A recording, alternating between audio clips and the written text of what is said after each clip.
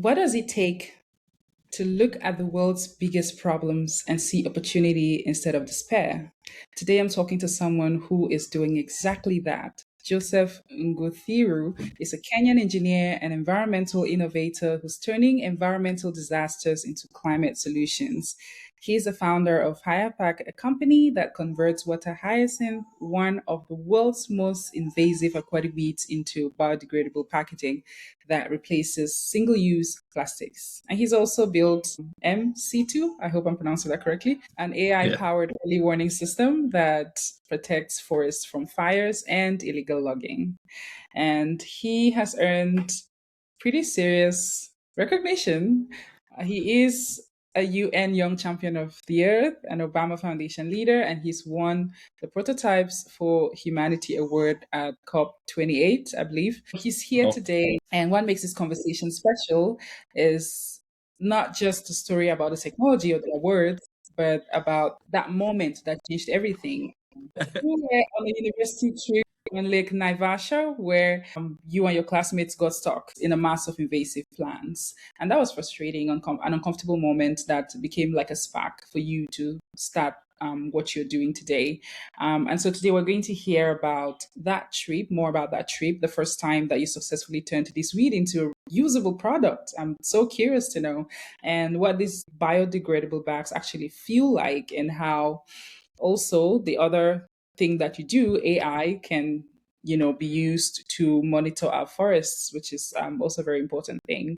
And so we'll talk about what it is like to be solving these two massive environmental problems at once, and what you think young people across Africa should know when they look at problems around them and what they can do about it. So this is Joseph Nguthiru, and yeah. this is his story. Joseph, welcome. Let's go back to that boat trip. You were on that boat trip with your classmates at Lake Naivasha in Kenya when you got stuck. Stuck how? Like, were you completely stuck in a way that you couldn't move? Yeah. So thank you again for having me. Um, it's one thing to grow up in a city. It's another thing to grow up next to a lake. I grew up in Nairobi, which, as you know, is the capital city of Kenya. We have a lot of opportunities and a lot of problems also within Nairobi. Primarily, we have pollution, which is a big thing. And when you grow up next to pollution and such kind of stuff, and you live out your life seeing this, you kind of have a feeling that this is quote unquote something that is normal. Shouldn't be there, but you have a feeling of getting used to it. But something should be done about it. Um, and then on this other time, we happened to be on a class trip to Lake Naivasha. For background, I studied civil engineering, specialized in water and environmental engineering. And on our class trip, we went to Lake Naivasha just to have a look and feel of the ocean, of the lake. And then hyacinth is a very interesting plant. So it's, for those who don't know it, it's the world's most invasive weed. Grows, one of the fastest growing plants in the world. Grows every 6 to 12 days. It's regrown, and it doubles up very fast. So we got stuck on this lake. Like literally, our boat could not move left, right, front, back, anywhere. And it's because of this plant. There are instances that we have across the world where people get stuck on lakes and rivers for as much as 3-4 days, because of the same plant in other countries as well. For people who don't know this plant or who've never seen it, what does it Mm. look like? Is it pretty? Is it ugly? How big is it? Oh, it's really pretty. It's really pretty. Okay. Okay, the pretty things are the purple flowers. So it has some really cute purple flowers. So the plant in itself floats on top of water, mostly freshwater bodies. So it's a plant about 1 foot or 2 feet tall. Floats on water. It has its roots, but the roots don't go to soil. It just float inside water. And it's super light, super buoyant. And buoyant means that it's able to like float, and and the thing about it is that it's native to South America, the continent. So in there, it's not a problem. But then it has these purple flowers that are very cute. And some time back, people thought that this flowers will be really good for our ponds. And they transported the plant to their ponds in different parts of the world. But little did they know that the plant will turn out to be invasive. And it's right now in more than 70 countries, world's most invasive weed. And the thing why it's invasive is because if you remove the plant, it grows back. If you remove it again, it still grows back. If you don't remove it, keeps on multiplying. We have some stories that people brought it through Rwanda to come into to float on like their ponds as a ornamental plant, which will be a cute idea, but people didn't know it's invasive. But again, the problem is not usually even the hyacinth, but hyacinth is usually an indicator of pollution. So anywhere you see water hyacinth growing, then that means that there's an underlying problem of pollution. And in this instance, for Lake Naivasha, the pollution mostly comes from flower farming. So there are most of the flowers that you'll receive during Valentine's or other events mostly come from Lake Naivasha. Okay. And yeah, and these greenhouses that produce these red roses and so on, they have a lot of runoff, as well as the town and other communities that live around. Interesting. So you're sitting here with your classmates and your stock, and I mean, I imagine myself in that situation. I'll probably be annoyed, and I would not be Yeah, sure of a it's solution. crazy. What popped up in your head to think, oh, I could turn this moment of despair into a solution? Oh, we didn't know we could do that. This just for anyone who's listening to this and doesn't know me before, this was not in our plan. This was not something that we had, drawn out a plan from before to get here and figured it out. No, Steve Jobs said one thing that you can only join the dots looking backwards, which this is what we're doing right now. So looking backward, so we got stuck in the lake, which was really interesting. Then after that, we went to carried a bit of it back to school, to Egerton University, where I was studying. We had a different idea for a final year project. Then I thought of this, let's do something on hyacinth. I don't know what, but just something that will be exciting.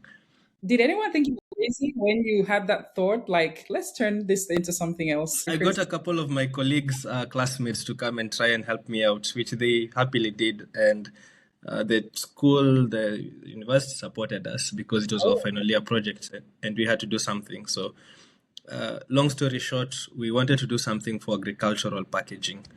And that's where we felt like there was something.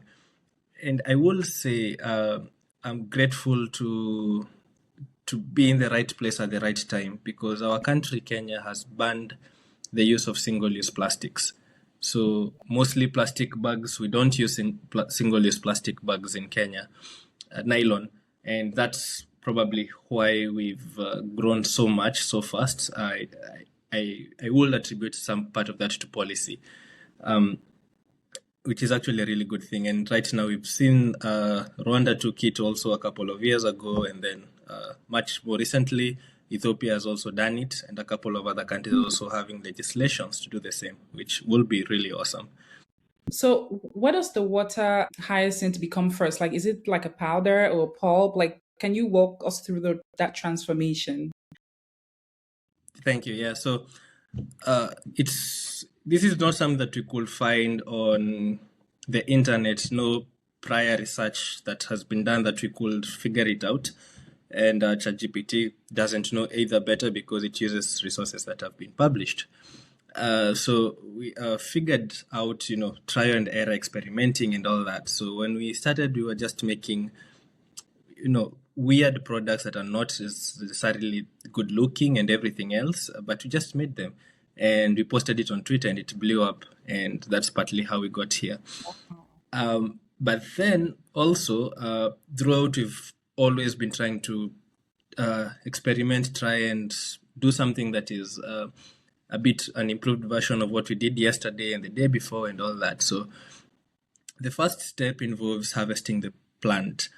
In the first days, we were doing that ourselves, but then we realized that we can actually make this a social enterprise by having the community members who are affected by the hyacinth harvesting the plant themselves and earning an additional source of income, because already they're being affected by the plant, then why not make the plant financially beneficial to them? And that's how this is working out at the moment. So the fishing community, the fishermen and fisherwomen who are affected by the plant, they harvest the plant, they dry it on site. This reduces the weight for us to carry. After they dry it on site, they bring it over to our facilities. Currently, where we are, it's in Nairobi. And the first thing we do is to crush it into extremely fine powder. So you are indirectly creating jobs, for those that are Mm. helping porting and the harvesting of the hyacinth. Yes, and that's really key for me, especially because I'm so much pro green jobs, and I think that this whole climate crisis, we can use it to actually grow our economies if we look at it from a good perspective, where jobs are being created and such kind of initiatives are being done to improve the local economies and GDPs of our countries. So I really think this whole climate thing, we can be a ride on for our growth and development as Africa and as the global south at large. Um, yeah, so green jobs is a big thing, and we create jobs for these people intentionally. So after crushing it into extremely fine powder, the next thing we do is to extract cellulose out of the powder. We do this through, now that's where the chemical processes come in. Again, we need to be careful, because if you put chemicals that are inorganic, then the product won't be biodegradable at the end of it all. So we need to put in we need to put in environmental friendly chemicals to extract the cellulose. Then after that, we can add other binders and additives so that we can alter the look and feel and properties of the product that you're making. So in our case, we are looking at things like flexibility, appearance in terms of whether it's glossy, whether it's not, uh, color, um, rigidity, strength of what it can hold, but the time that that material takes to decompose and biodegrade. And that's what we're doing right now with all this. Currently, our products are being used for packaging, in applications for logistics and courier services. To replace the ones that are usually packaged for in parcels. And also, we are still big on agriculture, which is still our biggest use case at the moment, where we are replacing single-use plastic bags mostly for seedlings and tree nurseries. What is your production capacity at the moment? So currently, we've been able to we produce, depends on what demand we have, but usually produce a couple of thousands of these things per month, depending again on the sizes, the quality, and everything, because it's a bit alters the numbers. And much recently, we started food packaging, where we realized we can make packaging that can be put as linings inside cartons to extend the shelf life of fruits and vegetables and fresh produce generally, and also something else on flower packaging. So that's our biggest portfolio. That's what we're doing. Recently, we got additional financing from the UN through Planet A and the UN Young Champion of the Earth program. And we are going to use that to expand our production capacity. We're still working through it. And yeah, that's the biggest thing that's happening right now at HyaPak. Wow, that's awesome. I'm just so curious to feel Thank you. this product in my hand. And I'm wondering, can it hold water? Can it stretch? I have one, but it's about like 1 or 2 minutes away from me right now. But yeah, but ideally it should hold water for for some time, maybe minutes to hours. And the idea why it should be this way is because if you hold it too much, then it might start to decompose, which we don't want it to decompose. We want it to decompose after you've let it out on the environment, so that whether it lands in oceans, it will not cause marine pollution, and whether it lands on like the normal space, it will not cause land pollution. How long does it take for it to decompose? we can customize anything between 2 weeks to one full year. That's how long it takes for it to decompose. Yes, we can customize. So if you want something to decompose within the next 2 weeks, we can do that. If you need something to decompose within the next 3 months, the next 6 months, the next 9 months, the next 1 year. Because if you're looking at courier packaging, for example, you want to make it last for maybe three weeks or 3 months at least. If you're looking for something on the agricultural, where seedlings stay in the nurseries for maybe 6 months, you want at least 6 months, and then from there you can decompose. If you're looking for a fast moving good, like flowers, you want that to decompose within 2 weeks, for example. So, and food packaging as well, because food is consumed very fast and you will Right. have like a lot of waste. So that also you can have it decompose within 2 weeks. You don't want it to stay for a whole year because that's waste. This whole process is catalyzed by weathering effects. So if you put it outside, which is what we've designed for, like, because people will ultimately throw it out, whether in a trash bin or in a, you just throw it out if you're irresponsible, throw it out elsewhere, and whatever place it's gonna land, we are we are trying to design something that should not stay in the environment for long. And the reasoning is most plastics that are produced, single-use plastics, that is, most of them will end up somewhere in water. And that's why we have a lot of garbage in rivers, especially in our part of the world.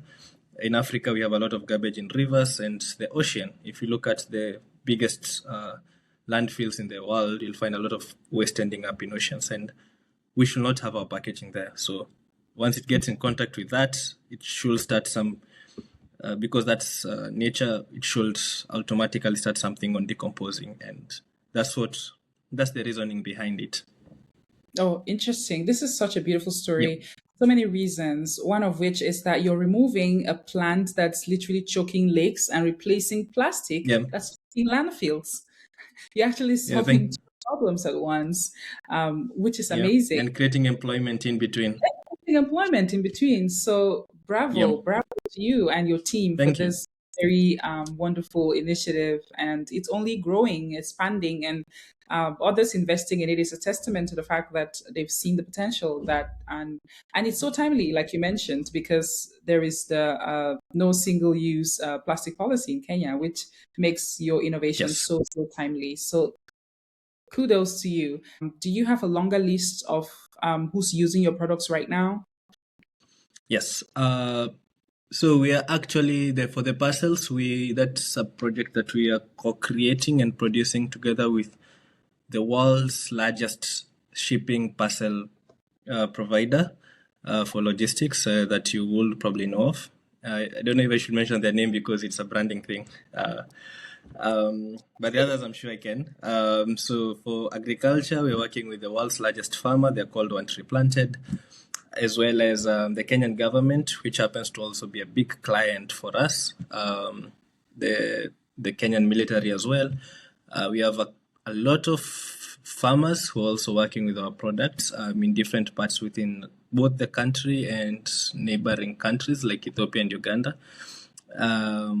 Yeah, that's actually been our biggest thing. And also we do export our products to the US and to Germany. And yeah, we have a couple of outsider markets, but those are mostly for pilots.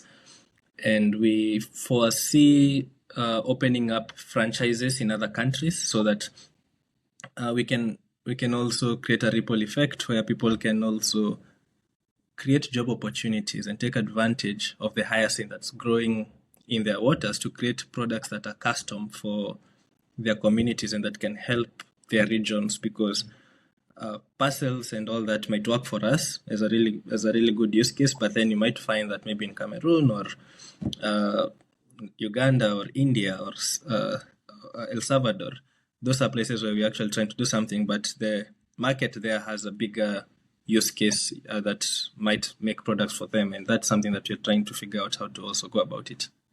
Interesting. So, besides the environmental sustainability components of your products, when a farmer or a company or an individual switches from regular plastics or plastic bags to HyaPak bags, what changes for them? What else is in there for them besides the environmental sustainability component? Yeah, thank you. So for the packaging, what is in it for them is not just that they are switching on to us because so this is a thing that you'll find in the whole sector. So right now we are talking about packaging, circular economy, but then you're gonna find this also in energy and in other avenues, electric vehicles and so on. Is that most climate solutions or climate adaptation mitigation solutions, however much you want to brand them, they tend to be a bit expensive than the regular ones. So what we are doing and our biggest selling point that we are actually working on is making our products become cost parity to the regular plastics.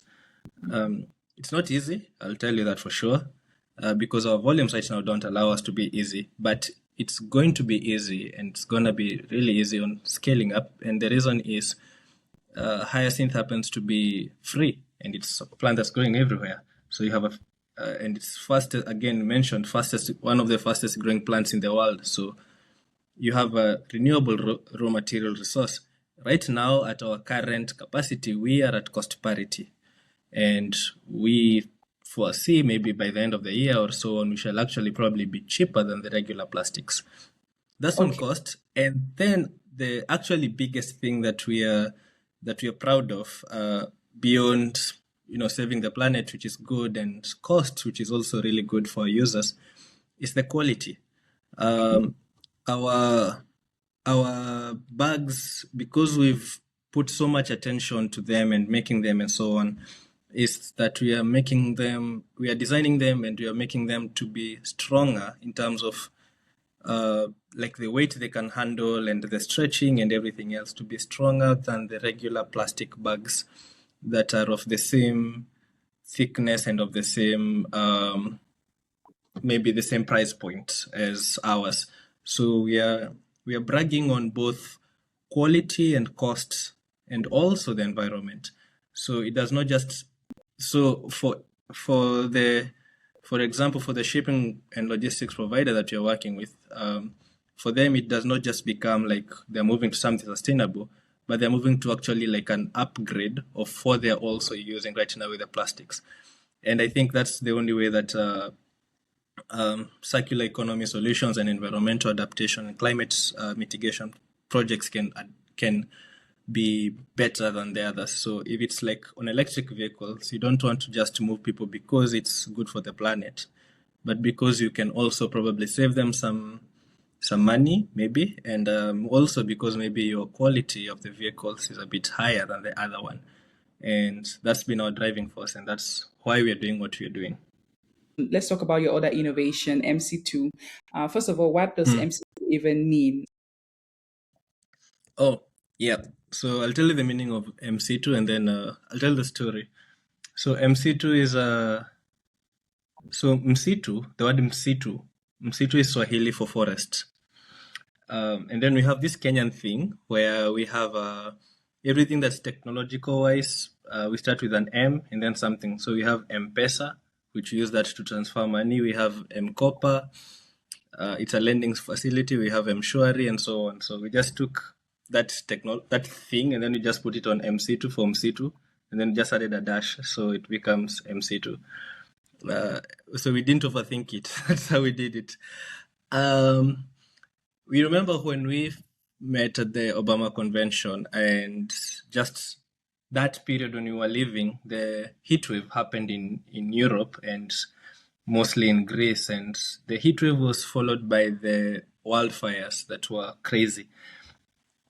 So what happened that week was like families and people who were living in like Greece, Cyprus, and that area got affected by the wildfires, and there was a whole process to like keep that out and so on. So when we went back home after the Obama convention, uh, I told one of my friends about it, and it was so interesting. So we thought out, what if we made something on AI to tell that will have told those people to leave their houses before the wildfires attacked them. And that was purely the idea and purely the motivation. So we started building something. And but by the time we were finishing what we were trying to build, we realized no, we don't have as much of wildfires in this part of the world in Africa, because specifically for Kenya, we are at the equator, and other countries are like almost near the equator, where we don't have as extreme fluctuations of heat waves and like winters and summers and like that will be in other parts of the world. But then we have a problem of deforestation, which is something very big on our forests. And we have a problem also of charcoal being burnt for energy by communities. So we figured out, what if we adapted our solution instead of just focusing on the wildfires, which is not as much of as a big problem as to our forests.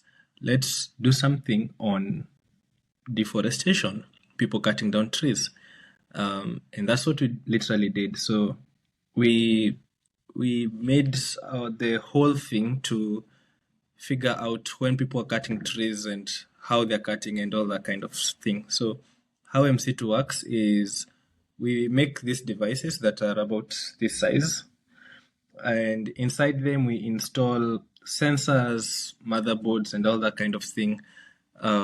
We custom make, we 3D print the whole casings, power them with small solar panels, this small, just to keep it running. And we created this AI program that we install inside these devices. We then deploy these devices in the forest, and each device can cover about 500 to a whole kilometer in radius, 500 meters to a kilometer in radius. And it's supposed to listen in for the particular sounds of people cutting down trees or such kind of activity, people burning charcoal. And if it figures that out, it tries to triangulate the location and sends that or those coordinates to the forest authorities, the forest rangers. And these forest rangers, the forest authorities, they can then respond to that notification, because that goes as a text message, so they can click in, find the GPS location, and literally just go there and find out what's happening. And that's what we've been doing. That's what we're building at MC2. Interesting. So you call this an early warning system. How early? Like how many hours before a fire, days or minutes before a tree gets cut down? Like how early does it alert the forest rangers? So early warning in this case is if you're, for example, cutting a tree, and then there is the chainsaw sound, the kind of noise. And once it picks that particular noise, and not the noise of a motorcycle passing, not the noise of people hiking, not the noise of a lion or something in the forest, just that particular noise. And if it listens for that, it checks if it's real or not, and then it sends that as a signal or a text message notification to the forest rangers, the forest authorities. And the idea behind it being early is that it's almost instant, and if you're gonna get arrested, then it's going to happen as soon as these people are able to respond. And that might stop you from cutting like a whole range of trees and then them responding like a week or two later after they've discovered this is missing and they can't find out who's the culprit.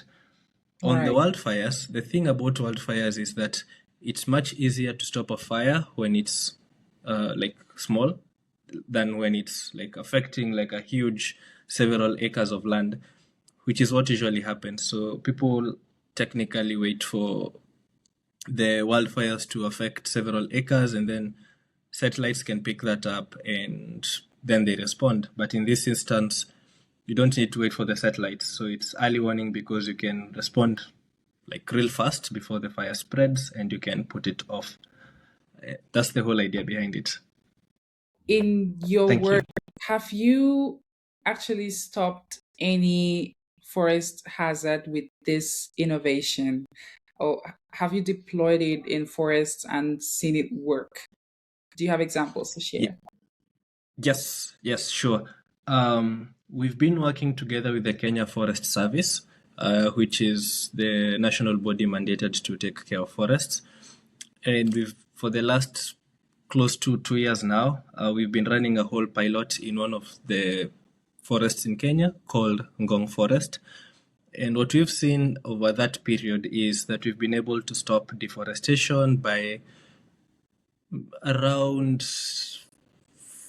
42, 43%, if I was to count the numbers right. The reasoning is, if these forest rangers could probably not be able to take care of the whole forest, because one, they don't have the resources to take care of the whole forest. They don't have enough vehicles to go around to patrol. They don't have enough personnel. Right now, they don't have to do all that. They can just, chill, wait for a text or something, and then now they respond. So that has cut down their time of activation and response, and also responding to the right threats at the right time in the right places, instead of just wandering in the forests and so on. That's been our biggest success. Luckily, we've not had wildfires in that forest. Luckily, because we don't want wildfires to happen. As much as we are checking for wildfires, we've not had that, and we are not expecting to have that there, because, again, as I mentioned, Africa is not our biggest, not the biggest player for wildfires, apart from extreme cases. But we are actually using the data that we're getting from the forest, because it's too much, to train our models to make our AI smarter before we can now deploy to other forests. And because this is something that is much easier for us to coordinate and check, and then maybe after we have all the data, we are comfortable with what we are doing, we can now go to much larger forests within the continent, within the country, and also Europe, where we have a lot of these wildfires, and US and Australia. Interesting. I feel like we're going to have a second part of this conversation another day because there's just so much to unpack. All the work that you're doing. I have so many questions Thank to you. ask you, but we can't exhaust them on this one conversation. I think this is going to be a continuing story, a developing story, and Yes. we will definitely come back to it. But I just wanted to Thank you. start closing us up with us going back to the first innovation that we talked about. Maybe both, actually. So if HyaPak and C2 were to succeed beyond your wildest dreams, Yeah. what would you see it looking like, or Kenya looking like, in the next 10 years? Um, Thank you.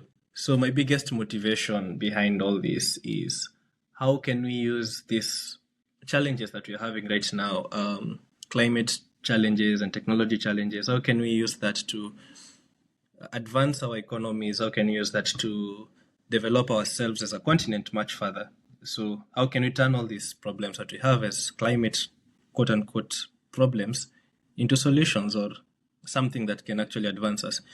So for HyaPak, the idea is, let us create as much jobs as we can, because I have a strong alignment to socioeconomic development, especially for communities. And because if we wait for government to respond and create more jobs, they probably cannot.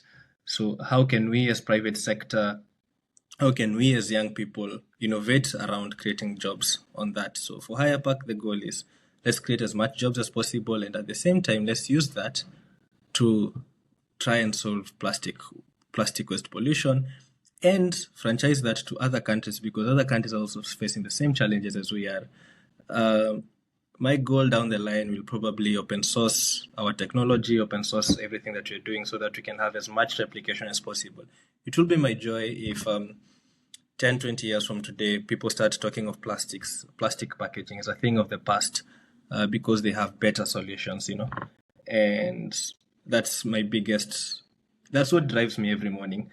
Yeah, for MC2, we actually started this as a more of a tech angle of, it will be cool to use technology to solve these climate challenges. But right now, I also feel it's more of bragging rights for our continent. It would be cool if AI came out of Africa to actually go to the rest of the world, and not just because I feel this phase right now that we're having with AI, it's supposed to be an equalizer for all of us as the continent to catch up with the rest of the world. And I feel that we're being left out and that we're lagging behind. I'm so happy that we're having several AI innovations that are coming out of the continent, which are really, really good. And I hope that we are going to be also part of the ones that are going to be recognized in terms of uplifting the AI capabilities of the African continent and just putting us on the global map. That's something that can be made out of Africa and be used in the rest of the world. The same way we use their technology, now they can use ours. So for that, I'm mostly motivated, honestly, by the African bragging rights, and that's how I want it to look like. I want it to be a proudly authentic African solution that is solving global challenges in the Western world on AI. Wow, I love how you articulate it. It's very, very ambitious and very bold. So in line Thank with you. um, creating jobs that you mentioned earlier, which one is actually harder to do? Convincing people to use your product or actually making the product? Oh, making the product. Convincing is not that high for us. Again, I will mention we are super grateful. We lie on a very sweet spot of, you have government policies working on your favor, which is really good. You have products that are kind of working very like well, though we are still early stages compared to like plastics, which have been there for decades, and we feel like we're already like doing well. So convincing is not as much as a problem. We've not had problems with that, and actually all the customers and the clients we have been them reaching out to us as opposed to us reaching out to them. And in these particular instances, it has always been these clients telling us what they want, how they want it, and us developing the capabilities. And that's why making has been the hardest part of it.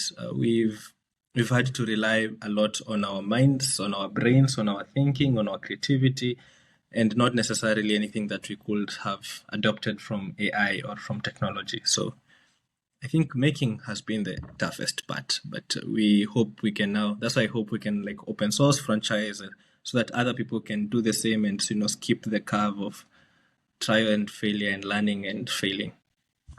Wow. So if a kid in Kenya, in Cameroon, or anywhere around the world is listening to you right now and they see problems around them, what is the one thing you want them to know about how they can approach those problems? Um, so first, I think you're not alone. You're not alone. We have a lot of people who are very. I know it's something that's in the media where you see a lot of problems, and it's like everyone is against everyone else and trying to cause problems and chaos. But you're not alone. We have a lot of well-intentioned people who are willing to support and help you up and all that. But the only thing is, if you ask, and if you're willing to step forward and do something about it, and I am willing to also help anyone who has something that we might be able to help them with, because I feel like we've been privileged enough to have all these opportunities and everything else, and now how can we now give it back to people and to communities? And the thing about it is that Africa has so much potential. By the next within by 2050, one out of every three young people in the world will be an African. This means two things. One, if you create a product, you have a wide customer base, you have a growing population, so you have a growing market. And two, we are growing population also means a growing talent pool. And this talent pool means that if we are able to tap this and work on it, then we're able to create we can get the best people to work on the best things in the continent. So just be willing to try, and you'll be amazed at how things are going to fall in line.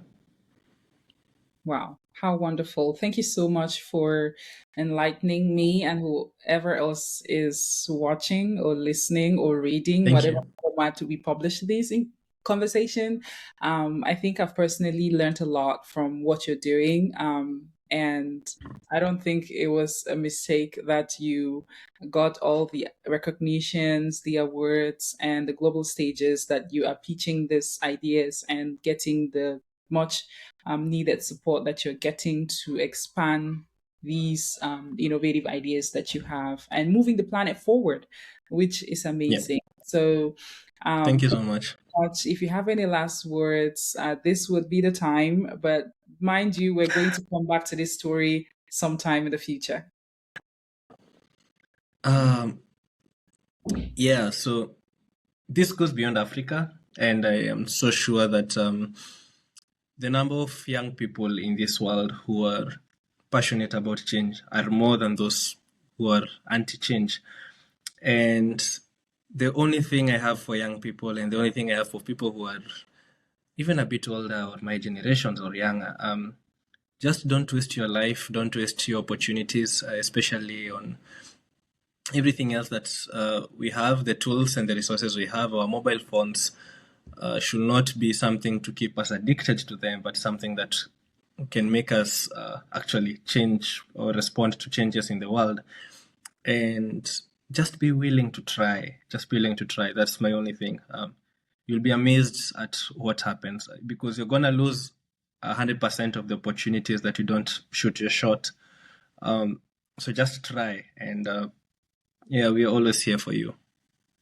Awesome. So that was Joseph Nguthiru, a Kenyan engineer and environmental innovator who's turning environmental problems into tangible solutions. He's a founder of HyaPak, a company that converts water hyacinth, which is one of the world's most invasive aquatic weeds, into biodegradable packaging that replaces single-use plastics. And he's also built an AI-powered solution for to serving as an early warning system to protect forests from fires and illegal logging. Thank you very much, Joseph, for Yes. joining me this conversation today. Until next Thanks, time, I will Beverly. say goodbye and good luck. Kwaheri. Thank you.